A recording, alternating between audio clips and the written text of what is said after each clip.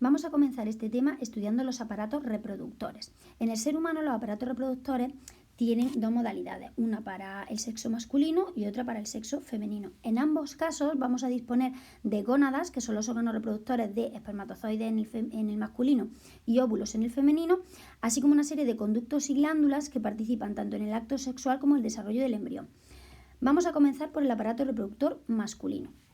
El aparato reproductor masculino se compone de una serie de partes que para su mejor comprensión vamos a explicarlas siguiendo el camino que sigue la formación de los espermatozoides. Por lo tanto, vamos a comenzar aquí. Esta estructura es el testículo. Los testículos son las gónadas, es decir, los órganos productores de espermatozoides. Tienen forma de huevo y no se encuentran en el interior de la cavidad abdominal, sino que se encuentran fuera. Se encuentran fuera, recubiertos además por un repliegue de piel que recibe el nombre de escroto. ¿Por qué se encuentran fuera? Bien, porque en los testículos los espermatozoides, para ser formados de manera adecuada, tienen que estar a una temperatura inferior a la del cuerpo. El cuerpo suele estar sobre 37 grados, pues en los testículos la temperatura desciende por debajo de los 35 para una mejor formación de los espermatozoides. ¿Qué nos encontramos en el interior de un testículo? Pues nos encontramos unas estructuras en forma de tubo finito, que son numerosísimos, que reciben el nombre de túbulos seminíferos. Estos túbulos seminíferos están enrolladitos, ¿veis aquí? Enrolladitos. Y en sus paredes se encuentran las células madre de los espermatozoides. Estas células reciben el nombre de espermatogonias. Este corte al microscopio se ve como estas son las espermatogonias, y segregan a la luz del túbulo los espermatozoides. Esto sería un túbulo seminífero cortado en una sección transversal. Entre estos túbulos también hay otras células que son productoras de hormonas sexuales masculinas. Estas hormonas sexuales masculinas reciben el nombre de andrógenos. La más conocida es la testosterona. Hay una tendencia a pensar que los andrógenos solo existen en el hombre, pero no es así. En las mujeres también se producen andrógenos, en el ovario y las glándulas suprarrenales. Lo que pasa es que se producen en mucha menos cantidad que en el hombre, lo cual va a tener relación con el desarrollo de los caracteres sexuales secundarios. Bien, una vez que hemos explicado la gónada masculina, que sería el testículo, tenemos aquí ya los espermatozoides formados. Esos espermatozoides formados tienen que seguir su camino y van a esta estructura que forma como una especie de sombrerito sobre el testículo, que recibe el nombre de epidídimo. El epidídimo está formado también por túbulos seminíferos que hay en su interior, pero en él ocurre la maduración de los espermatozoides. Los espermatozoides aquí terminan de madurar, y hasta que no terminan de madurar en el epidídimo, digamos que no son aptos para la fecundación. Siguiendo su camino de los espermatozoides en el epidídimo, luego subirían por este conducto hacia arriba. Este conducto recibe el nombre de conducto deferente. Si lo vemos aquí en una vista lateral, este conducto va hacia atrás. En el conducto deferente lo que ocurre es el almacén de los espermatozoides producidos en los testículos, que van a permanecer ahí hasta el momento de la eyaculación, de su salida al exterior. Bajan por ese conducto deferente y entran en otro conducto, que lo tenéis aquí, que es el número 4, que sería la uretra.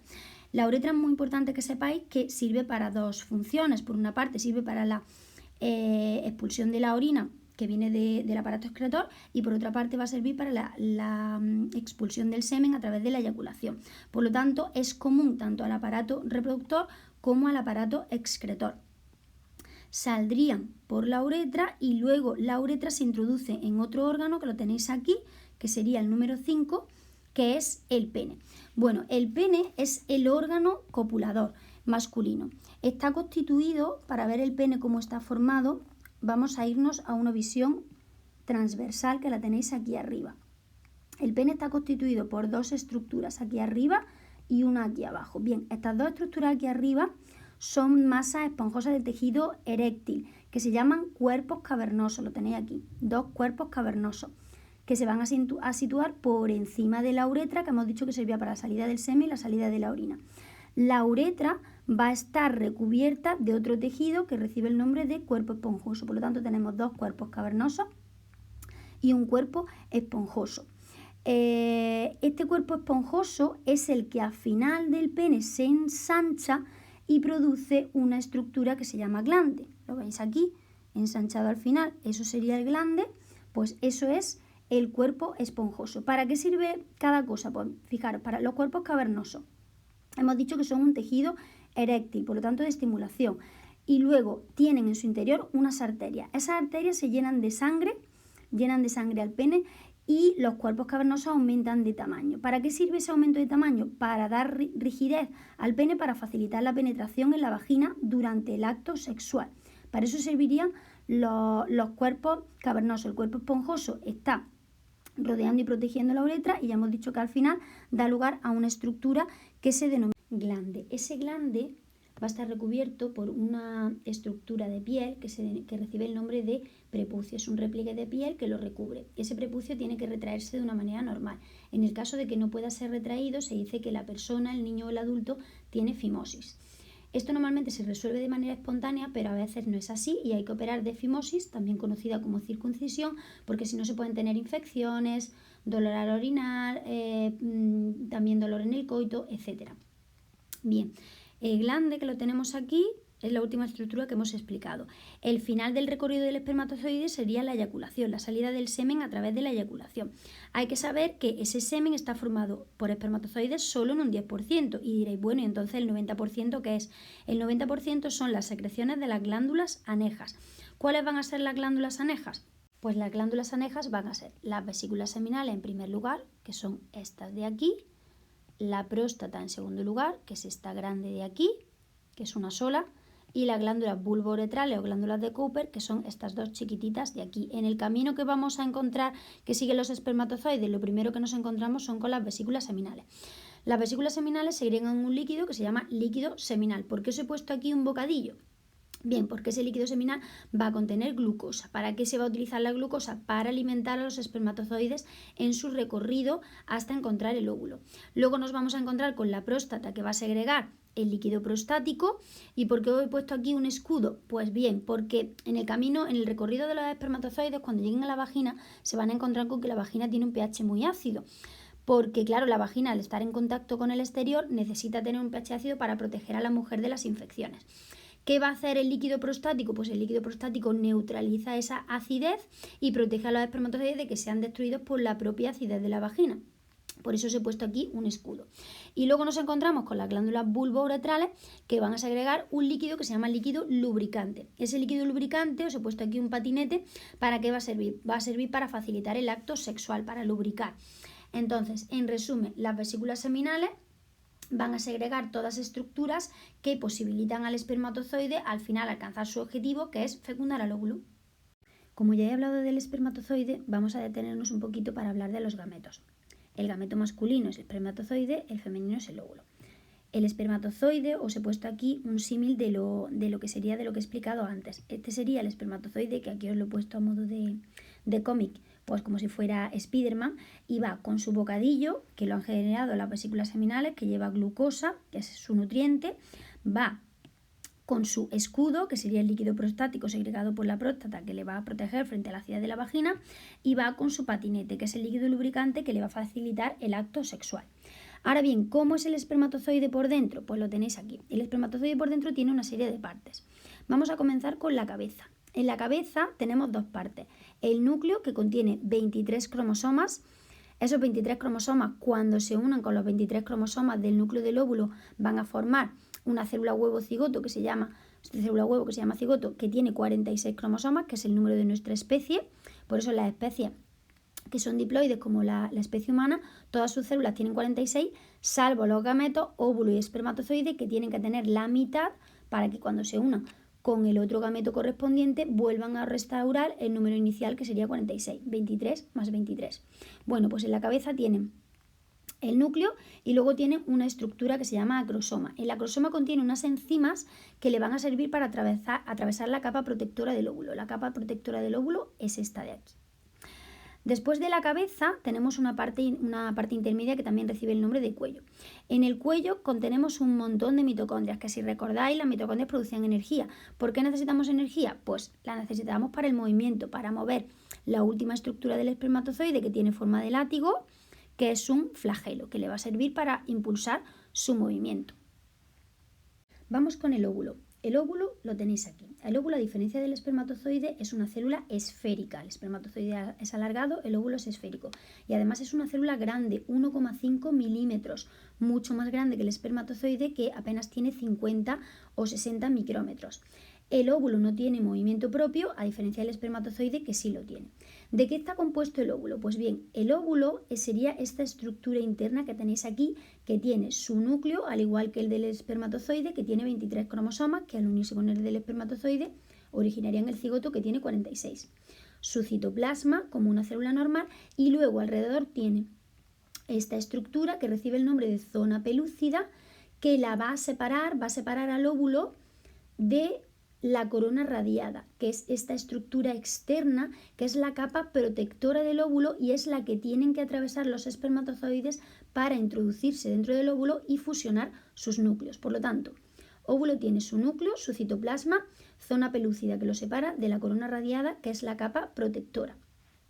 Bien, cuando una niña nace aproximadamente con 1 millón de folículos y diréis, bueno, ¿qué es un folículo? Ahora lo voy a explicar.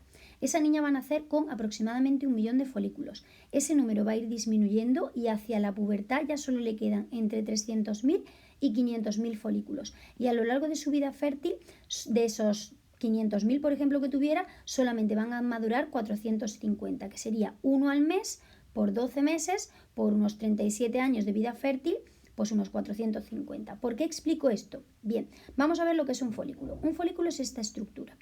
Es un saco con líquido en cuyo interior se va a encontrar un óvulo.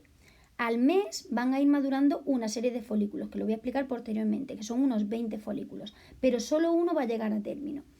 Cuando va madurando, esa estructura que contiene en su interior no se le llega a llamar óvulo, se le llama ovocito.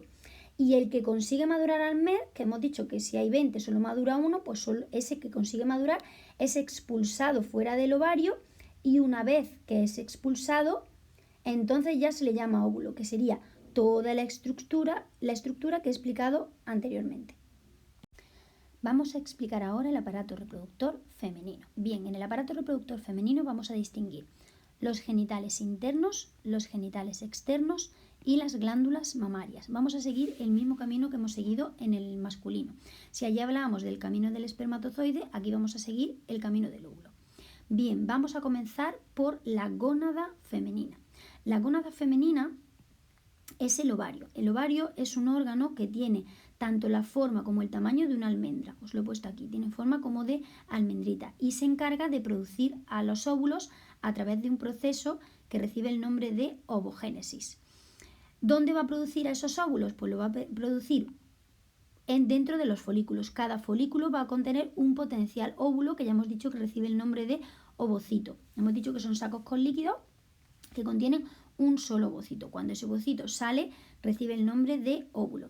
¿Cómo se origina esto? Pues bien, una vez al mes se van a ir madurando una serie de folículos, que ya hemos dicho que son 20. Esos folículos en un principio, los veis aquí, folículos primarios, secundarios, terciarios, son pequeños. A medida que se van agrandando, unos se irán agrandando y otros no, pues los que se vayan agrandando van a poder ser el que genera el óvulo final. Y cuando ya están muy grandes y están próximos a la superficie y potencialmente pueden generar ese óvulo, reciben el nombre de folículos de Graf. Cuando ese ovocito es expulsado al exterior, recibirá el nombre de óvulo, que sucede una vez al mes y normalmente solo un óvulo al mes, aunque hayan existido en un principio 20 folículos intentando llegar a producir óvulos. Una vez que ese óvulo es expulsado, ¿qué pasa con esos folículos que en un principio habían estado proliferando? Pues bien, se van a convertir en otra estructura que recibe el nombre de cuerpo lúteo o cuerpo amarillo, que tiene un importante papel, muy importante, en el proceso de gestación. Por lo tanto, el ovario no solamente va a producir esto, sino que también va a producir una serie de hormonas a través de sus folículos y de sus cuerpos lúteos. Estas hormonas son los estrógenos y la progesterona, pero esto lo explicaré posteriormente a través del ciclo menstrual y el ciclo ovárico.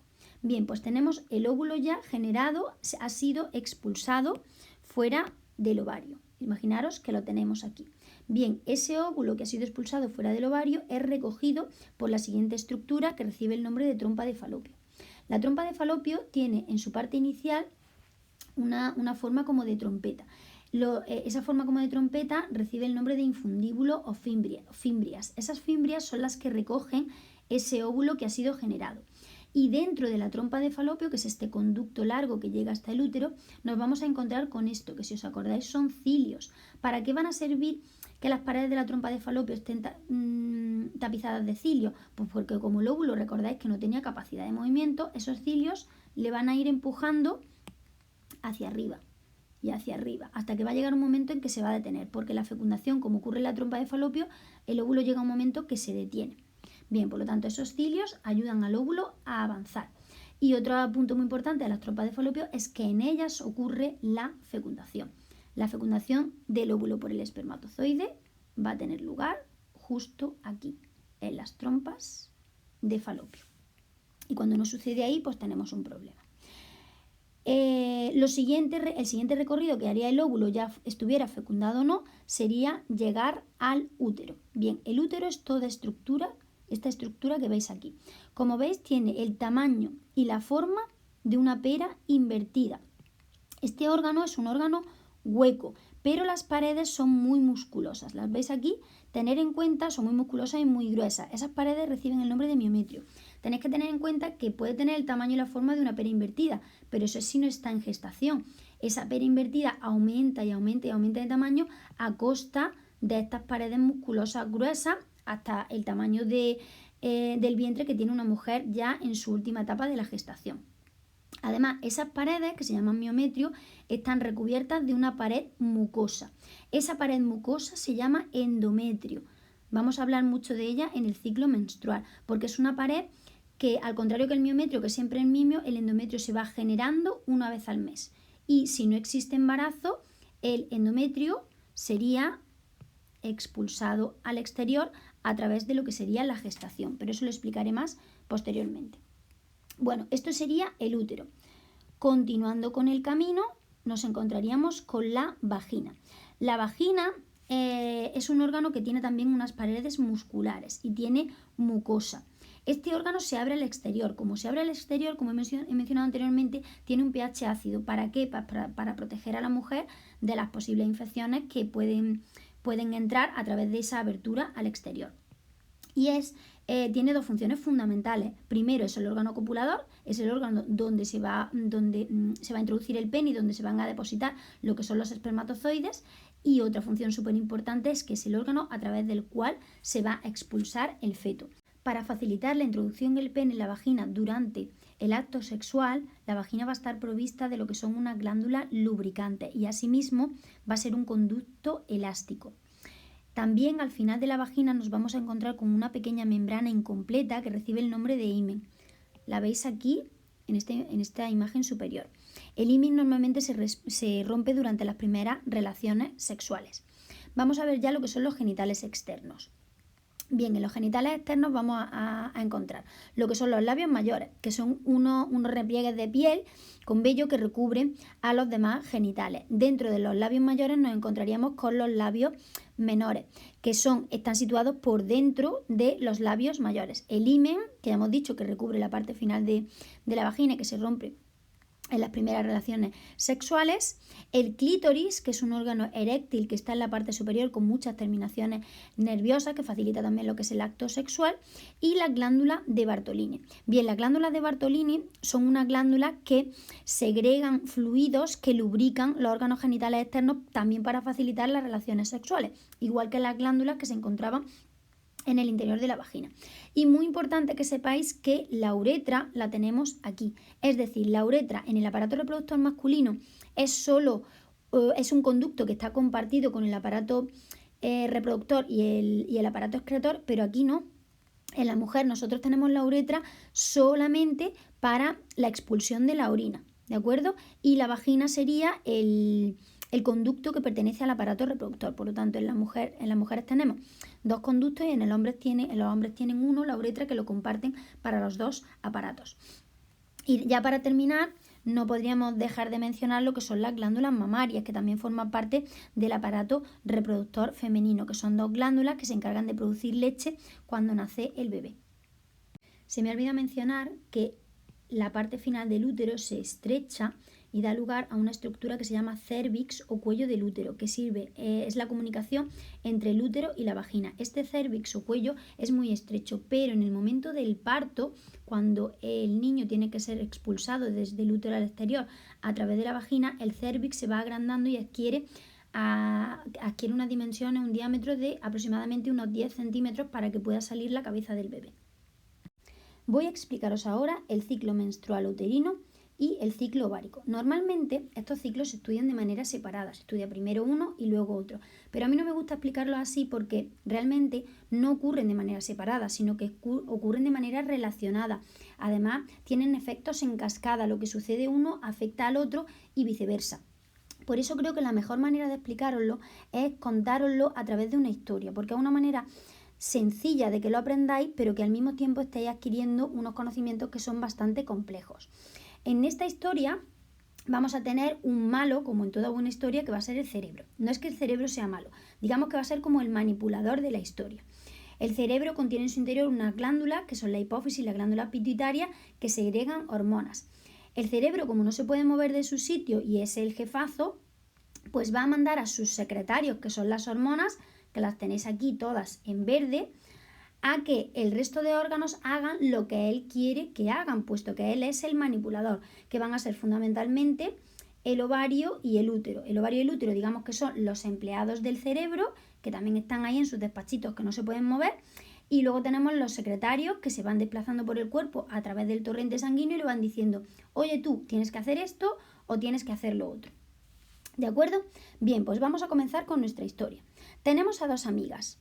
A quiere quedarse embarazada y B no quiere quedarse embarazada. Una vez al mes, en ellas, en A y en B, como en cualquier mujer desarrollada, pues ocurre lo siguiente, que el cerebro, en su manipulación de esta historia, le dice a una parte de sí mismo que se llama glándula pituitaria, oye tú, tenemos que hacer que el ovario se ponga a trabajar. ¿Cómo lo hacemos? Pues manda al secretario, que es la hormona FSH, que es hormona folículo estimulante en inglés. Ese secretario, ¿a dónde va a ir? Pues va a ir al ovario a través de sangre y va a tocar en la puerta, toc, toc, toc.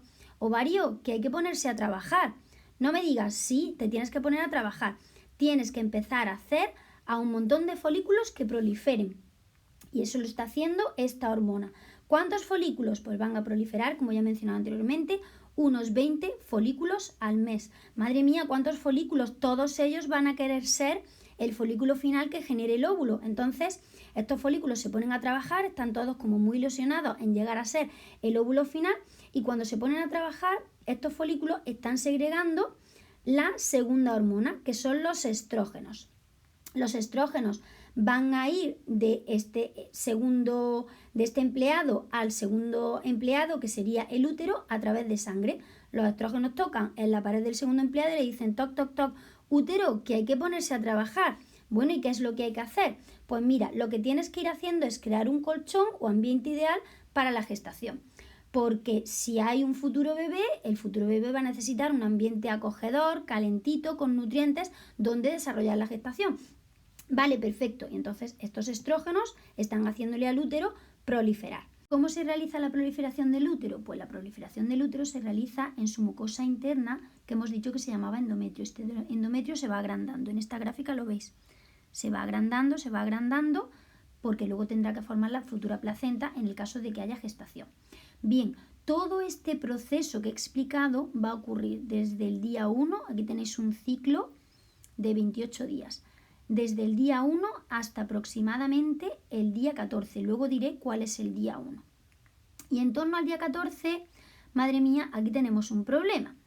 ¿Qué pasa? Pues que tenemos a todos los folículos ahí deseosos por llegar a ser el folículo final, el folículo de Graf, que segrega al ovocito que sale al exterior y entonces ya se le denomina óvulo, pero no todos pueden ser. Entonces, ¿qué pasa? Bien, pues tenemos aquí a nuestro manipulador, que es el cerebro, que va a hacer dos cositas. Por una parte, va a segregar otro secretario que se llama serotonina. La serotonina aumenta. Esta serotonina en torno al día 14 va a hacer que la mujer se sienta más alegre, más bonita, esté más activa, con más ganas de hacer deporte, que se le alivie el dolor que se va a producir durante esta fase y sobre todo que esté más cariñosa. Queremos que ocurra sobre todo eso en torno al día 14, que es cuando se va a producir la expulsión del óvulo y tenemos el óvulo aquí en la trompa de Falopio. Pero por otra parte, este cerebro, que es muy listo, dice, vamos a segregar otra hormona, que es la hormona luteínica, porque tenemos solo un folículo que ha madurado completamente y 19 que no, y esos 19 van a estar muy cabreados. Obvio, están aquí súper enfadados porque ellos no han sido los elegidos para generar ese óvulo. Por lo tanto, ¿qué pasa con esa hormona luteínica? Esa hormona luteínica favorece este momento de la ovulación junto con la hormona folículo estimulante, que van a tener ahí un pico muy fuerte, pero estos 19 están tan decepcionados que dicen, pues sea, ahora ya no producimos estrógenos. Y entonces los estrógenos, que son estas rayitas de aquí, tienen una bajada prominente en torno al día 14 porque están súper enfadados. Pero como os he dicho que el cerebro era muy listo, tenía un as en la manga, que era que esta hormona luteínica que favorece la ovulación también va a servir para contentar a los 19 restantes. Venga, no os preocupéis tanto que vais a seguir teniendo un papel súper importante. ¿Pero cómo vamos a tener un papel súper importante si ya no somos óvulo? Pues sí, porque con esta hormona os voy a transformar en esta estructura de aquí, que se llama cuerpo lúteo, cuerpo amarillo. Cada uno de vosotros va a ser un cuerpo lúteo, cuerpo amarillo. Y vais a segregar una hormona que se llama progesterona. Bueno, ¿y eso para qué sirve? ¿Eso por qué es importante? Le decían los folículos.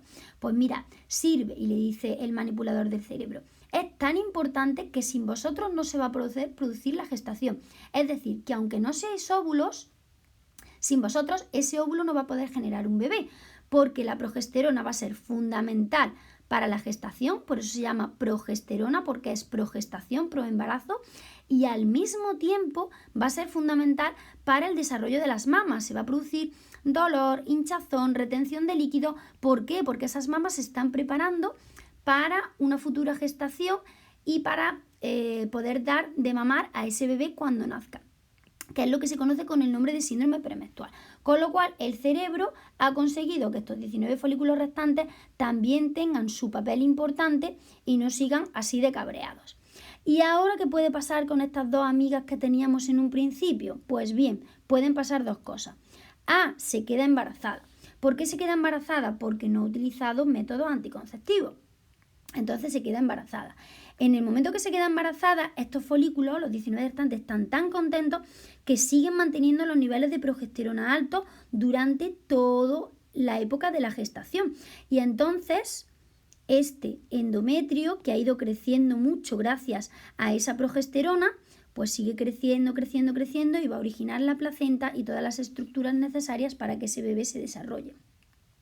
Pero ¿qué pasa si no existe fecundación? Porque recordemos que B no quería quedarse embarazada, por lo tanto había puesto sus métodos anticonceptivos y no se ha quedado embarazada. Recordamos que el embarazo ocurría en la trompa de Falopio. Como no se ha quedado embarazada, tenemos un problema.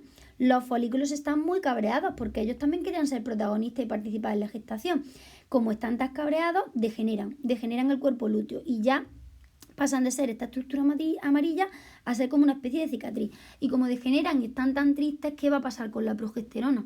¿Qué va a pasar con los estrógenos que generan en un principio?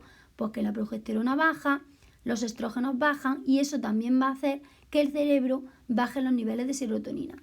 Consecuencia, pues en este momento esta chica B se va a encontrar tensa, estresada, de mal humor, desganada, con poca energía, cansada, y va a tener los llamados cólicos típicos de la menstruación, que son pequeñas contracciones del endometrio para poder expulsarlo al exterior. Porque claro, en el momento que tú no estás embarazada, todo este endometrio que había crecido, como ya no se necesita para una futura gestación, porque no hay fecundación y no va a haber gestación, eso tiene que ser expulsado al exterior. Para ser expulsado al exterior ocurre el proceso de menstruación. Por lo tanto, en lo que es un ciclo menstrual o ciclo ovárico vamos a encontrar una serie de partes que ahora sí os las explico relacionadas con la historia. El día 1 se va a considerar el día del primer sangrado. Desde el día 1 hasta el día 14 tenemos la fase folicular, que es la que he explicado. Dentro de la fase folicular vamos a tener la fase de menstruación, que son los días que dura el ciclo. Hay mujeres que le dura 3, hay mujeres que le dura una semana, con más o menos dolor o más o menos molestia, dependiendo de la persona, porque cada persona es un mundo. Del 1 al 14 tenemos la fase folicular. El día 14 tenemos la ovulación.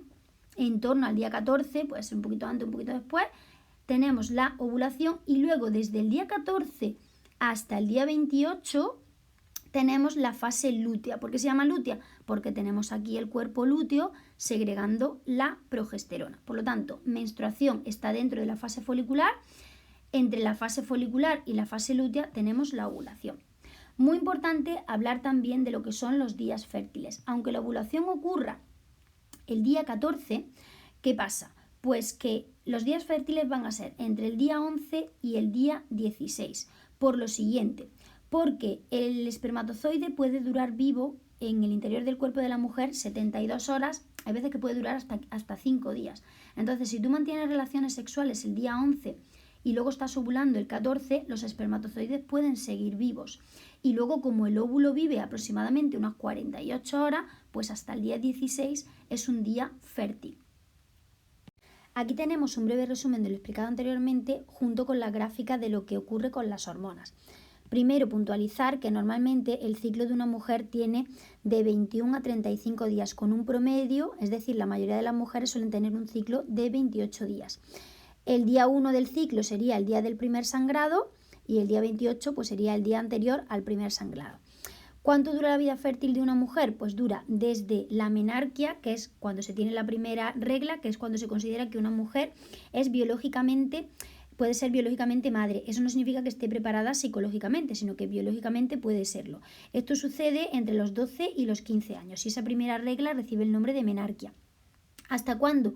Pues normalmente hasta los 45 o 55 años, que es cuando se tiene la última regla y comienza el periodo de menopausia. Vamos a ver ahora la gráfica.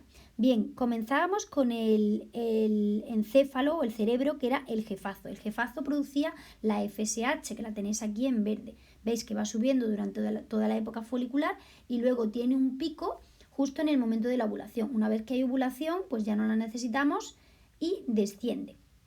Esa FSH ponía a los folículos muy contentos, que era el número 2, y los folículos empezaban a segregar los estrógenos. Los estrógenos segregaban, ¿hasta qué pasaba? Hasta que había un folículo que maduraba, entonces los demás se cabreaban, se ponían tristes, ¡boom!, bajaban los estrógenos. Luego el cerebro los volvía a manipular, les decía, sois importantes, tal, y entonces ellos otra vez se ponían contentos y los estrógenos volvían a subir. ¿Esto qué originaba? Pues bien, esto originaba también que las paredes del endometrio fueran desarrollándose. Las veis aquí que se van desarrollando. Bien, luego, ¿qué hormona se segregaba? Pues la hormona número 5, que era la hormona luteinizante. Estamos en el punto 5. La hormona luteinizante la segregaba el cerebro justo en el momento de la ovulación. Justo en ese momento que se segregaba la hormona, se producía la ovulación. Esa ovulación posteriormente, como esa hormona convencía también a los folículos de que eran importantes, favorecía que se transformaran esos folículos en cuerpos lúteos o cuerpos amarillos. Como ya estaban otra vez contentos, decían, venga, pues vamos a seguir trabajando. Y originaban dos efectos, pues empezaba a subir otra vez los estrógenos, que ya habían segregado antes, y encima subía la progesterona. Oye, que va a haber un bebé, pues segregaban la progesterona. ¿Qué pasaba cuando no había esa fecundación? Bueno, la progesterona y los estrógenos terminaban de formar lo que era el endometrio. Cuando ya no había esa fecundación, pues se cabreaban, se ponían tristes, degeneraban y pasábamos a la degeneración del cuerpo lúteo. Como ya no estaban funcionando porque habían degenerado, bajan los niveles de progesterona, bajan los niveles de estrógenos y eso conllevaba a este punto que era el de la menstruación, que era la expulsión de toda la pared del endometrio hacia el exterior. Como veis, aquí tenéis lo que es el ciclo ovárico, es decir, la evolución de los folículos, este ovula y luego se convierte en los que no ovulan en lo que es el cuerpo lúteo. Aquí tenéis la evolución de la temperatura corporal, que como veis sube un poquito en el momento de la ovulación y luego está alta durante todo lo que es la fase lútea y vuelve a bajar al final otra vez en el caso de que no haya embarazo. Aquí tenéis las hormonas del cerebro, que serían la hormona foliculoestimulante y la hormona luteinizante, que eran las hormonas manipuladoras principalmente, y aquí tenemos las hormonas ováricas, que las producen los folículos o bien cuando ya se convierten en cuerpos lúteos, que serían los estrógenos y la progesterona. Y aquí al final pues lo que tenéis es la evolución del endometrio, para que veáis cómo se degeneran las primeras, luego vuelve a crecer, sigue creciendo y luego ya en la fase lútea termina de crecer completamente, pero si no hay embarazo vuelve otra vez a degenerar y se produce la menstruación. Ahora voy a hablaros de una serie de diferencias que existen en el proceso de gametogénesis, que es la generación de gametos, entre el sexo masculino, donde se llama espermatogénesis, y el sexo femenino, donde se llama ovogénesis. Primera diferencia, la gametogénesis en los hombres comienza en la pubertad entre los 11 y los 15 años y dura toda la vida. En el caso del sexo femenino no comienza en la pubertad, comienza en la pubertad lo que es la menstruación, pero los óvulos están formados desde antes o poco después del nacimiento, es decir, una niña nace con sus óvulos ya formados a la espera de terminar de madurar. Un niño no, un niño los forma a partir de los 11 y los 15 años. En el caso del hombre hemos dicho que su fertilidad es prácticamente para toda la vida. En el caso de la mujer dura hasta que llega la menopausia, que es en torno a los 45 y 55 años. La formación del espermatozoide no dura 5 minutos, dura entre 62 y 75 días. Es decir, que los espermatozoides que se eyaculen el día X se han formado 62 o 75 días antes. Lo que pasa es que se van acumulando en el conducto deferente, como he explicado anteriormente, hasta la eyaculación. Por encima de los 40 o los 50 años, aunque hemos dicho que el hombre es prácticamente fértil toda su vida, va a disminuir su fertilidad, ya no es del 100%, sino que baja un 60% y ya cada año va a disminuir un 7%. En el caso de la mujer, como hemos dicho, se ovula una vez al mes, desde la pubertad hasta la menopausia. ¿Y cuándo disminuye su fertilidad? Pues la fertilidad disminuye mucho ya entre los 35 y los 40 años. Vamos a fijarnos aquí ahora en cuántas células se producen. Aquí tenemos una espermatogonia, que es la célula madre de los espermatozoides. Cada espermatogonia va a producir 4 espermatozoides a través de un proceso que se llama meiosis. En el caso de la mujer, cada célula madre, que se llama ovogonia, va a producir un solo óvulo a través del mismo proceso que se llama meiosis. ¿Por qué se genera aquí un solo óvulo y en los espermatozoides son 4? Pues bien, porque estas estructuras que no se llaman óvulos, se llaman corpúsculos polares, tienen que degenerar para favorecer el crecimiento del óvulo. Tener en cuenta que este óvulo tiene que crecer mucho y tiene que albergar sustancias de reserva para que en el caso de que sea fecundado sobreviva unos días hasta que haya placenta, porque al principio no hay placenta. Entonces digamos que estos degeneran en favor de que uno crezca más.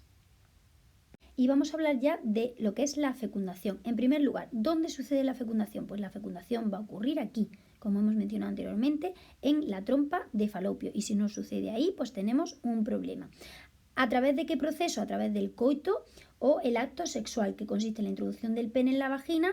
El pene va a eyacular y va a soltar los espermatozoides en la vagina. Esos espermatozoides van a ir subiendo por la vagina, posteriormente por el útero, a través de la trompa de Falopio, hasta que llega un momento que se encuentran con el óvulo. En cada eyaculación se expulsan entre 300 y 400 millones de espermatozoides, pero óvulo en condiciones normales solamente tenemos uno. Pero una vez que se encuentran el espermatozoide con el óvulo, solamente va a poder penetrar uno de esos espermatozoides. Lo rodean todos, pero solo uno, a través de las enzimas que contenían el acrosoma, va a ser capaz de perforar lo que era la corona radiada, que lo tenéis aquí, y entrar en el interior del óvulo. Una vez que entra en el interior del óvulo, su cabecita suelta sus cromosomas que estaban dentro de su núcleo para que los 23 cromosomas del espermatozoide se unan a los 23 cromosomas del óvulo y se genere ya la célula huevo o cigoto, que sería el futuro embrión, el futuro feto y futuro bebé que posteriormente nacerá. Importante que sepáis que el espermatozoide y el óvulo se tienen que reconocer, se tienen que identificar. ¿Cómo lo hacen? A través de unas proteínas específicas de especie que la tienen en su membrana. Digamos que la del óvulo es este triangulito y la del espermatozoide es como una estructura que es complementaria a la del triangulito, un concepto llave cerradura parecido. Esas proteínas son específicas de especie, es decir, que si el espermatozoide es de una especie diferente no puede fecundar a este óvulo. Se tienen que ser, por lo tanto, óvulo y espermatozoide de la misma especie. Una vez que existe ese reconocimiento de especie, existe esa fecundación y tenemos el cigoto, ¿qué pasaba? Que el cuerpo lúteo no degeneraba, estaban ahí los folículos contentitos, seguían produciendo progesterona y esa progesterona favorecía el siguiente proceso que, como he mencionado, es la gestación. Vamos a explicar ahora lo que ocurre en la gestación o embarazo. Desde que ocurría la fecundación, lo tenéis aquí en el punto número 1, que ocurría en la trompa de Falopio, ese cigoto va a ir avanzando poco a poco por la trompa de falopio gracias al movimiento de los cilios y va a ir avanzando hasta que aproximadamente en el día 6 o en el día 7 se va a pegar a las paredes del útero, a ese endometrio que ha ido generando una red de capilares sanguíneos y ocurre lo que se denomina nidación. Esa nidación marca el comienzo de la gestación, lo tenéis aquí. Se pega y a partir de ahí se llamaría lo que es la gestación. Durante todos estos días, ¿de qué se va a alimentar el óvulo? Pues el óvulo se va a alimentar, bueno, ya sería cigoto, se va a alimentar de las reservas. Por eso el óvulo tenía que tener muchas reservas y había 3 corpúsculos polares que degeneraban para que el óvulo pudiera crecer muchísimo más. Durante todo este proceso, lo tenéis aquí con una flecha negra oscura que se denomina segmentación. ¿Qué va a ocurrir? Pues bien, va a ocurrir que ya no tenemos una sola célula que se llama cigoto, sino que esa célula se va a ir multiplicando primero en 2, luego en 4, luego en 8, 16, 32, etcétera, hasta que al final adquiere una forma como de mora. Esa estructura con forma de mora recibe el nombre de mórula, pero de esa estructura que es compacta no podemos generar un futuro individuo, sino que esa estructura se tiene que ahuecar. Ese ahuecamiento de la mórula da lugar a otra estructura que se denomina blástula. Hasta aquí tendríamos la segmentación.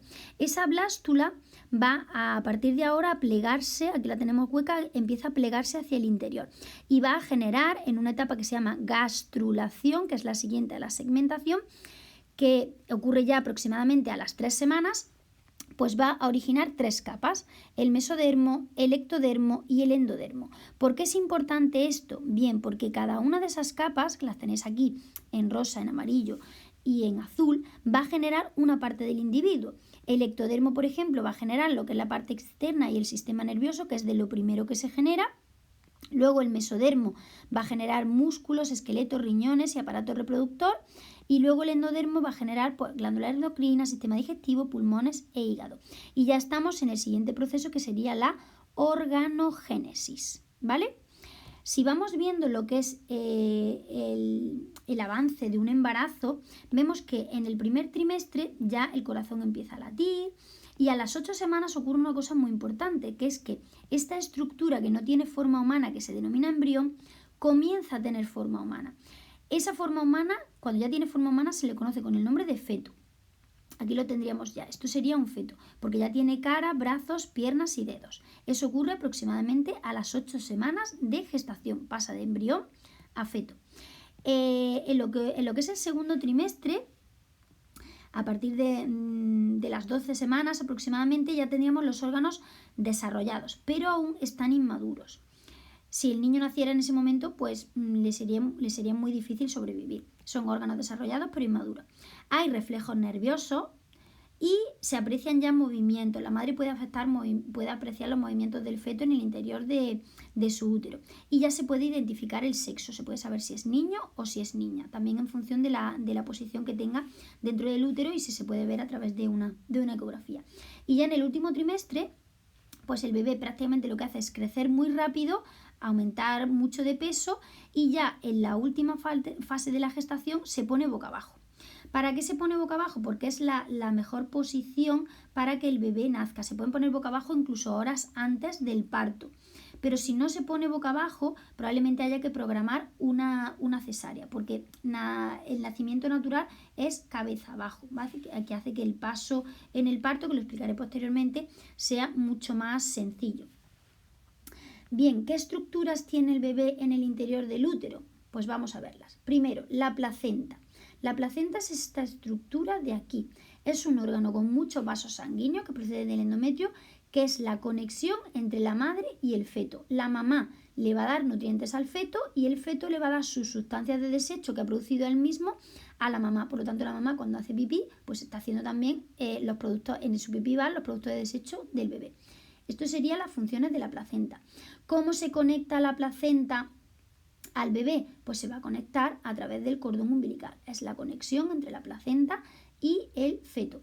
También se produce un tapón mucoso desde los comienzos de la menstruación, de la gestación, que sirve para proteger a lo que es el útero de las infecciones externas, porque recordemos que esto estaba abierto al exterior. Y luego tenemos el amnios, que es esta estructura de aquí, y el líquido que rodea al niño, que es el líquido amniótico. ¿Para qué sirven? Para proteger al feto durante el embarazo. Aquí tenéis una imagen bastante real de cómo estaría el feto en el interior del útero. Ya tiene completamente, está prácticamente terminado de formar su cordón umbilical, su placenta y todo el líquido que lo rodea sería el líquido amniótico.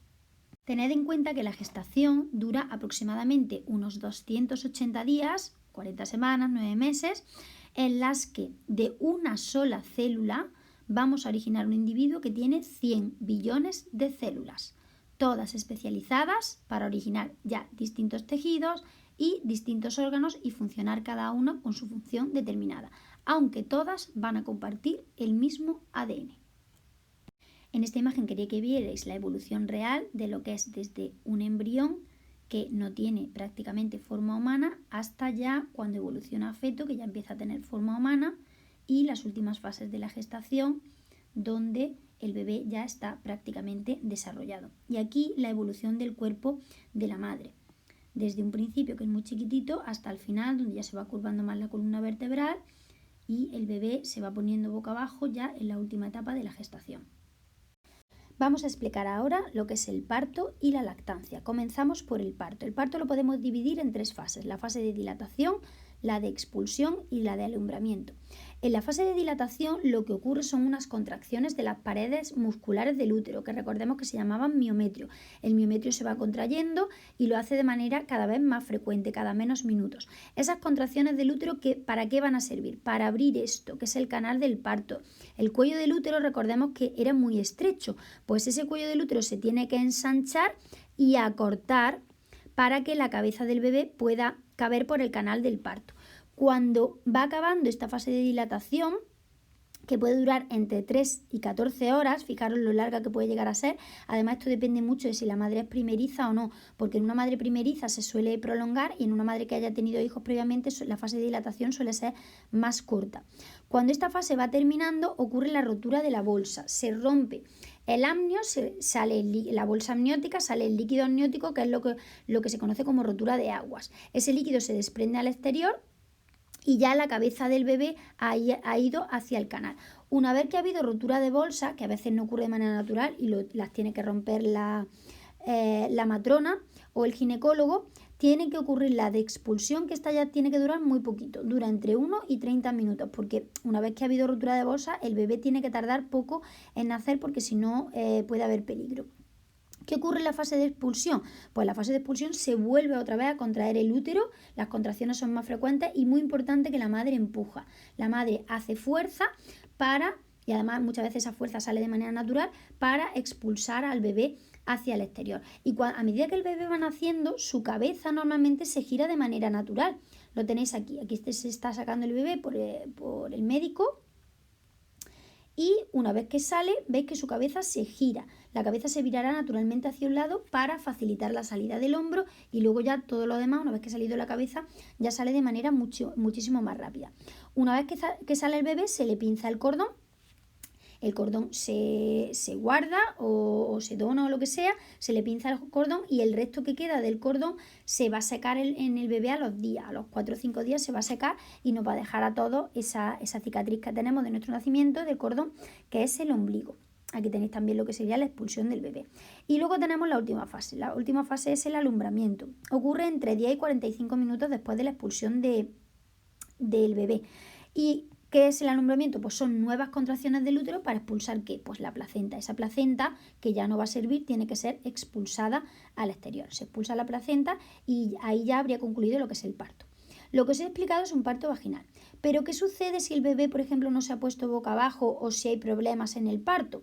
Pues normalmente se hace una cesárea, que a veces están incluso programadas. La cesárea consiste en que se abre el abdomen de la madre y el bebé se saca por el abdomen de la madre. Obviamente de esto al final va a quedar una cicatriz, que es la cesárea. ¿Qué ocurre cuando esa mamá ya tiene a su bebé? Bueno, pues los días posteriores al parto va a tener nuevas contracciones del útero, llamadas entuertos. Son contracciones del útero que a veces pueden ser muy dolorosas, por las que el útero va a volver a su posición. Tened en cuenta que el útero tenía la forma y el tamaño de una pera invertida y ahora está muy ensanchado. Pues esas contracciones ayudan a que el útero vuelva otra vez a su posición y ayudan también a que los vasos sanguíneos se cierren, evitando la pérdida de sangre, lo cual puede llegar a ser peligroso. Entonces, para evitar hemorragia, tenemos esas nuevas contracciones del útero para recomponer el cuerpo de la mamá y que quede prácticamente como antes de haber tenido la gestación. Bien, ¿qué sucede para la lactancia? Pues que en los días siguientes, los 2 días siguientes al parto, las glándulas que ya se han ido preparando durante toda la gestación con ese aumento de progesterona del que hablábamos, pues van a segregar los calostros, que son unas secreciones amarillentas con un alto número de nutrientes y un alto número de anticuerpos que al bebé le protegen y le dan una nutrición que es fundamental. Y a partir del tercer día ya no tenemos los calostros, tenemos lo que es la producción por las glándulas mamarias de la leche. Siempre que se produzca lo que es la lactancia materna, el acto de succionar del bebé va a segregar una hormona que se llama oxitocina, y esta hormona ayuda a la recuperación de la madre, ayuda a estos entuertos de los que yo os hablaba anteriormente. ¿Cómo se produce también la producción de leche, aparte de por la progesterona y esa preparación durante el embarazo? Pues a través de nuestras glándulas. Desde el cerebro, volvemos otra vez al cerebro, tenemos que en el hipotálamo se va a segregar una hormona, solo se segrega en las mujeres, que es la prolactina. Esa prolactina va a terminar de configurar las mamas para la producción de leche tras el parto. Y en ese cerebro también se va a segregar otra hormona, que es la oxitocina, que he dicho que con la lactancia aumenta aún más su producción, pero esa hormona no se segrega solo en las mujeres, se segrega en los hombres y en las mujeres. En las mujeres va a favorecer las contracciones del útero en el parto, o sea, la hormona se segrega en el momento del parto y de hecho cuando una mujer no está dilatando se le pincha oxitocina para favorecer el parto y luego te ayuda a los entuertos, a recomponerte después. Y en el caso del padre, ¿para qué sirve? Bueno, pues en los padres se ha visto que esa hormona aumenta a medida que los padres pasan más tiempo con los bebés y aumentan su empatía, su felicidad, digamos que despiertan a ellos, desarrollan el instinto paterno. Esa hormona es una de las 4 hormonas que las tenía aquí abajo: dopamina, endorfina, oxitocina y serotonina. Serotonina ya he hablado, que segregan la felicidad, o sea, está relacionada con el deporte, con ganas de bailar, de cantar, con ganas de abrazarnos, de ser más cariñosos. Es una hormona que está relacionada con la felicidad, algo que está muy relacionado con el nacimiento de un bebé, un estado muy alto de felicidad por haber traído ese bebé al mundo. Y ya para concluir vamos a explicar lo que ocurre cuando se tiene más de un hijo en el mismo parto. En condiciones normales se suele tener solo un bebé, pero a veces esto no sucede. Vamos a explicar primero el caso de los gemelos. Los gemelos pueden ser univitelinos o monocigóticos porque vienen de un solo vitelo o cigoto, o bivitelinos o dicigóticos porque van a venir de 2 vitelos o cigóticos. ¿Cuál es la diferencia? En este caso, un solo óvulo ha sido fecundado por un espermatozoide y por causas que se desconocen se clona a sí mismo y origina 2 embriones diferentes. Normalmente suelen estar en el mismo saco amniótico, cada uno con su cordón umbilical. ¿Qué sucede en el caso de los dicigóticos, también conocidos como mellizos? Pues que 2 óvulos han sido fecundados por 2 espermatozoides diferentes. Normalmente cada uno está en su saco amniótico con su cordón umbilical. ¿Qué diferencia va a haber?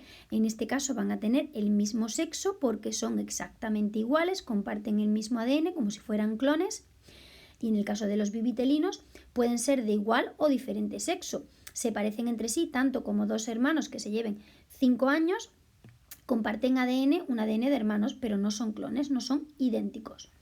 Vamos a explicar ahora el caso de los trillizos. Bien, los trillizos es algo parecido a los mellizos, pero por 3.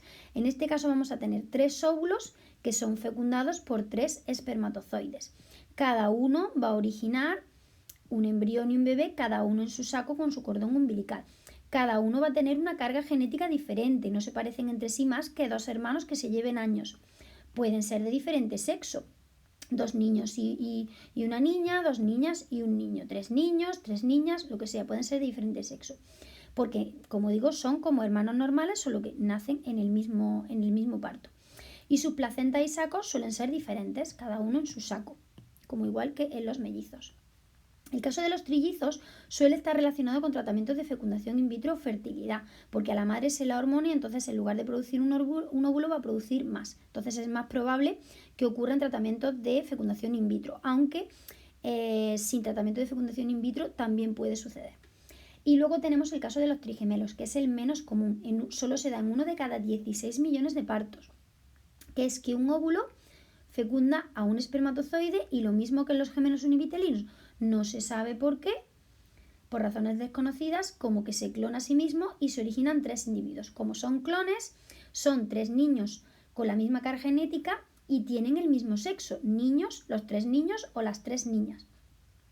Y normalmente van a compartir saco amniótico, igual que en los gemelos monocigóticos, pero en este caso, en un caso que ocurrió en Málaga, pues cada uno tenía su saco amniótico y estaban separados. Y así concluimos lo que es la primera parte del aparato reproductor. Ya en un próximo vídeo hablaremos de métodos anticonceptivos, técnicas de reproducción asistida y enfermedades asociadas a todo este proceso.